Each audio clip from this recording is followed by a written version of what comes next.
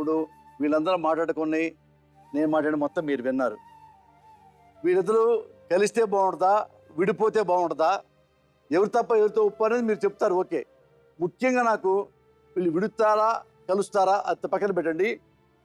విడిసినా కలిసిపోయినా ఆ బిడ్డ పరిస్థితి ఏంటి డాక్టర్ గారు మీరు అడిగి తలా చెప్పండి.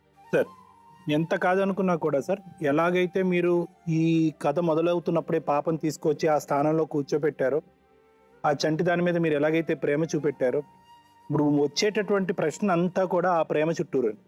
అంటే ఎవరు మీరు చూపెట్టినటువంటి ప్రేమ, లేదంటే సమాజం అందరూ కూడా ఆ అమ్మాయిని చూస్తే కనుక గుండె కరిగిపోయేటటువంటి ఇది అవుతుంది సార్. సో అంత ప్రేమ వీళ్ళిద్దరూ కలిసి ఉంటే ఇవ్వగలరా, లేదా విడిపోతే ఇవ్వగలరా అనేటటువంటి దాన్ని బట్టే ఇక్కడ నిలబడి ఉంటుంది సార్. ఎందుకంటే ఆ పాప నాన్న అని ఒకసారి ఇల్లు అన్నమ్మ డాడీ అని ఒక మాట అనగానే ఆ అమ్మాయి మనసులో ఎటువంటి భావం కదలిక వచ్చిందో మనకు తెలియదు, కానీ కన్నీళ్ళు బొట్లు అయితే కారిని. ఫస్ట్ టైం వచ్చింది ఆమె ఇక్కడ ఏడ్చింది. ముద్దు పెట్టుకోమా అంటే కనుక ఇంకొక 2 కన్నీటి బొట్లు. తెలియదండి ముద్దండి పాప మా పిల్లకి తెలియదు. ఎవరు ముద్దు చేయాలి ఆ పిల్లనండి సార్. కొట్టుకునే గొడవలో పడ్డారు. సో అంటే ఏంటంటే ఇక్కడ మన పంతాలు, మన కోపాలు, మన హావభావాల మధ్యన ఆ పిల్ల చంటి మనసులో, ఆ పిల్ల మనసులో ఏమనుకుంటుంది, ఎటువంటి భావం ఉన్నది అనేటటువంటి మినిమల్ విశ్లేషణ అన్నది మనందరం కోల్పోయామో అని బాధగా ఉందాం.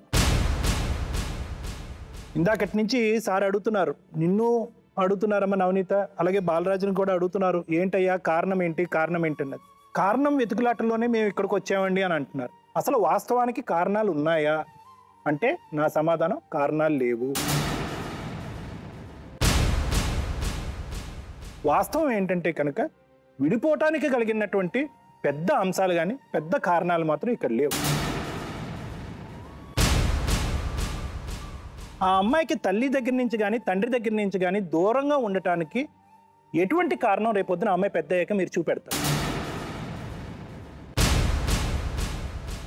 అంటే మొదటి నుంచి ఎలా ఉంది అంటే సార్, ఈ పెళ్ళి ఒక గట్టి పునాది మీద లేదు సార్. మీ ఇద్దరిలో లోపించినటువంటి ఓపిక, ఓర్పు, సహనం. ఎక్కడికక్కడ ఒక యుద్ధాన్ని మీరు ప్రకటిస్తున్నారే కానీ అవతల మనిషిని అర్థం చేసుకునేటటువంటి ఆలోచన శైలి ఈ రోజు కాదు కదా. ఫ్లాష్ బ్యాక్లోకి వెళ్ళి 7 సంవత్సరాల క్రితం చూసినా కూడా ఇదే విధంగా మీరు ఉండుంటారు. సర్దుకుని దిద్దుకునేటటువంటి ప్రయత్నం ఆవగింజంత కూడా ఎక్కడా చేయకపోవటం వల్ల ఈరోజు ఏ కారణం లేకుండా విడిపోతున్నారు. ఏ కారణం చూపెట్టకుండానే ఆ అమ్మాయికి తల్లి తండ్రి లేకుండా ఆ అమ్మాయిని మీ ఇద్దరు దూరం అయిపోతున్నారు.